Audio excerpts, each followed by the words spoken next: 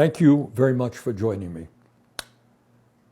I know that there is a lot that is going on, but for one moment, let's forget about Donald Trump, Jimmy Kimmel, the UN, Charlie Kirk, Gaza, government shutdown, the other crises that we face, and the news of the day. Let's spend a few minutes discussing what the corporately controlled media and the corporately controlled political system don't talk about very much, and frankly, do not want us to talk about. And that's the truth about what's going on in our country today. What we are witnessing right now, right before our eyes, is the rise of two very separate and distinct Americas. One for the billionaire class and one for everybody else. In one America, the richest people are becoming obscenely richer and have never, ever had it so good. That America is overflowing with unimaginable wealth, greed, and opulence that makes the Gilded Age seem very modest. And then there is a second America, an America where a majority of our people live, and they are trying to survive, paycheck to paycheck, and they are struggling to secure the very basic necessities of life, nothing fancy. We're talking about food, healthcare, housing, education, and other basic needs. The simple truth is that never before in our history have so few had so much wealth and power, while at the same time, so many Americans live in economic desperation. Some examples. In the first America, one man, Elon Musk, the richest man in the world, worth over $480 billion, owns more wealth than the bottom 52% of American households. Yeah, you heard that right. One man owns more wealth than the bottom 52% of American households. After spending $290 million to put Trump back into the White House, Musk has become over $180 billion richer since Election Day. That's a pretty good return on his investment. But that's apparently not good enough for Mr. Musk. In order to keep him motivated as CEO, Tesla's board proposed giving him a $1 trillion pay package if he meets certain goals. $1 trillion. That's Musk. Jeff Bezos, the fourth wealthiest man in the world, has a fortune of $240 billion. He recently sailed to Venice on his $500 million yacht for his $55 million wedding, where he gave his wife a $5 million ring. Mark Zuckerberg, the third wealthiest man in the world, is worth $262 billion. He has spent $110 million to buy 11 homes in Palo Alto, California, to create his own private compound, and another $270 million for a 1,500-acre estate on an island in Hawaii with a 5,000-foot underground bunker and 3 yachts worth over $530 million. Larry Ellison, the second wealthiest man in the world, worth $370 billion, recently became $100 billion richer in a single day. He owns a private island in Hawaii and a fleet of jets. He recently acquired Paramount, which owns CBS, and is now working to purchase CNN and TikTok. Together, these four men alone are worth more than $1.3 trillion. But it is not just them. The top 1% now owns more wealth than the bottom 93%. The 1% live in a world completely removed from the world of ordinary Americans. They haven't a clue as to what ordinary Americans experience. They don't ride overcrowded subways to get to work or sit in traffic jams to get home. They get around on private jets and helicopters. Not much of a housing crisis for them. They live in mansions all over the world, send their kids to the most elite private schools, and vacation on their own islands. And for fun, some of them spend millions flying off into space on their own rocket ships. That's one America. But here is the other America, where the vast majority of our people live. For them, the economy is not just broken, it is in many respects collapsing. In this America, despite a massive increase in worker productivity, real weekly wages for the average American worker are lower today than they were more than 52 years ago. In this America, people are unable to afford a doctor's visit if they're lucky enough to find a doctor. They are paying over half of their limited incomes on rent or a mortgage and are unable to afford the outrageously high cost of childcare or the ability to send their kids to college. In this America, the price of vegetables, fruit, and other healthy foods is beyond the budget for many. For most Americans, the system is not just broken. It is collapsing, and it is increasingly resembling life in the third world. Everyone needs health care. It's not a radical idea. Yet today, over 85 million Americans are uninsured or underinsured, a number that will rise by at least 15 million because of Trump's so-called big, beautiful bill and massive cuts to Medicaid and the ACA. Everyone needs housing. Yet today, nearly 800,000 Americans are homeless, and over 20 million households pay more than 50% of their limited incomes on rent or a mortgage. Now, how do you have any money left over for anything if you're spending 50% of your income for housing? Since the year 2000, average rents have more than doubled, and the median price of a home today has soared to more than $435,000. Everyone needs a decent education. You cannot survive in this world today without a good education. Yet today, our child care system is broken and widely expensive. Many of our public schools are dilapidated with teachers underpaid and underappreciated. And American students are falling behind in math, science, and reading compared to their international peers. College education is unaffordable for millions, and vocational schools are failing to train the workers we desperately need. Everyone wants a secure retirement. Yet nearly half of older workers have no retirement savings and no idea as to how they will ever retire with any shred of dignity or respect. Meanwhile, 22% of seniors are trying to survive on an income of less than $15,000 a year. Enough is enough.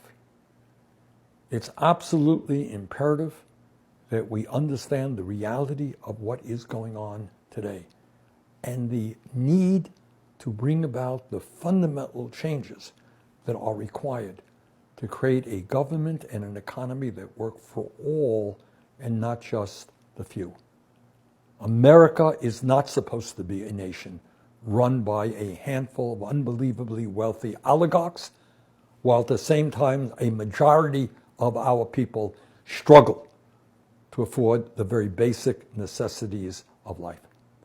That's not what America is supposed to be about. So let us stand together, let us go forward, and let us create the kind of nation that you and I know that we can become.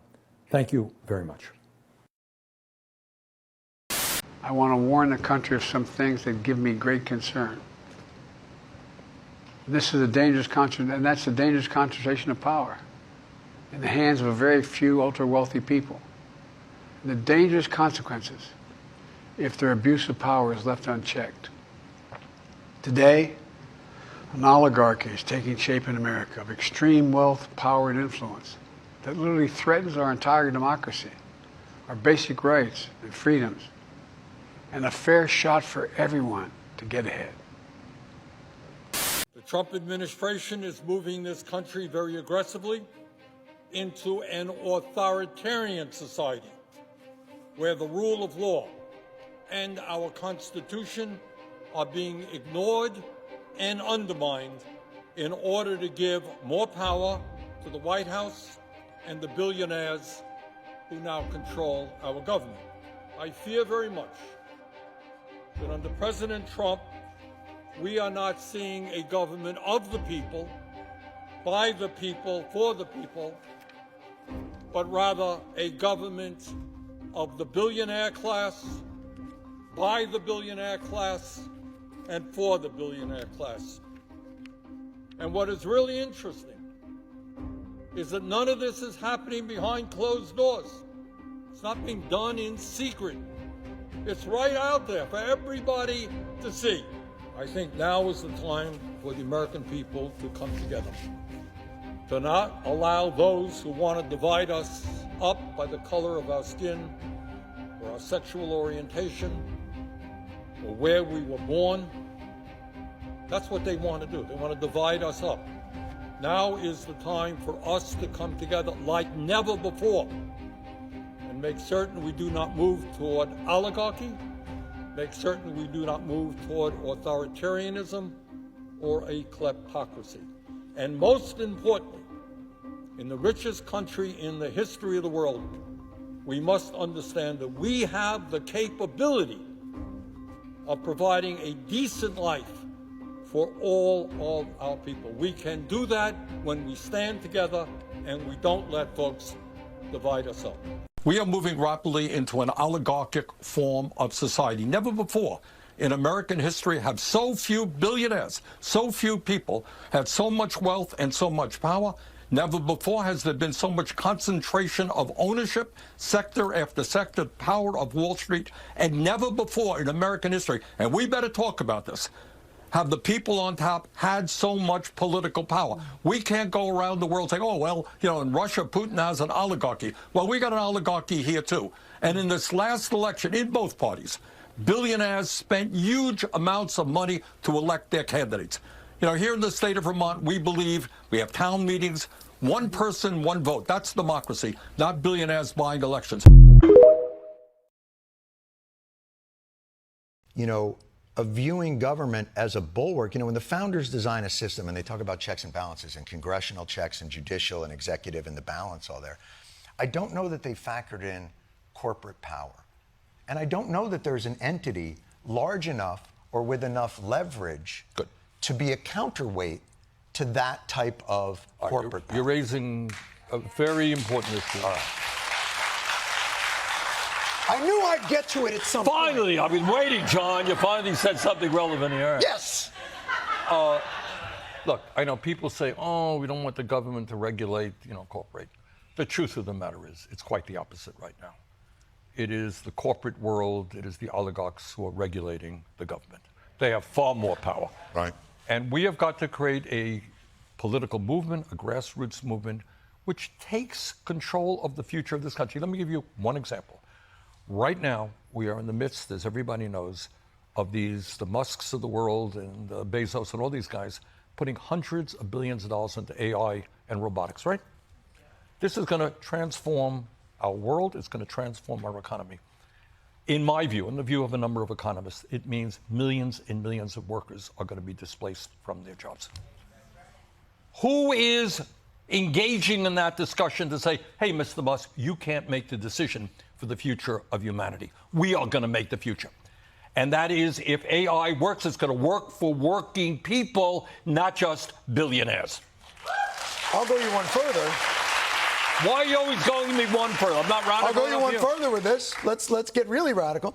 You know, these AI data farms are going to need more and more electricity. Absolutely. And these oligarchs or billionaires or the people that control that are trying to cut deals to get cheaper electricity for themselves, even though that's going to raise prices for the rest of us. Absolutely. And they're being resisted all over the country. It's electricity, it's water. Scarce water is going to be used. But I like both of those. All right, but the bottom line is these technologies are going to transform the world. We have got to make sure that they work for working people, not just enrich the people on top. What does that mean? Well, among other things, if we increase worker productivity, we can lower the work week from 40 hours a week to at least 32 hours a week. All right? But we have, in many ways, you know, if you look at productivity over time, productivity for the American worker has shot through the roof. Absolutely. American workers and are who unbelievably from productive. That's my point. But wages have not. That is the profound point. Over the last 52 years, with all of the increase in worker productivity and technology, the average American worker, blue-collar worker, is earning less today than he did then. In unprecedented and dangerous times, it seems that every day there is an action or a statement from the Trump administration that is grossly illegal, crazy, vulgar, or all of the above. But I think ordinary Americans in their guts understand that never before in the history of our country have so few individuals held so much wealth and so much power. We have more income and wealth inequality than ever before.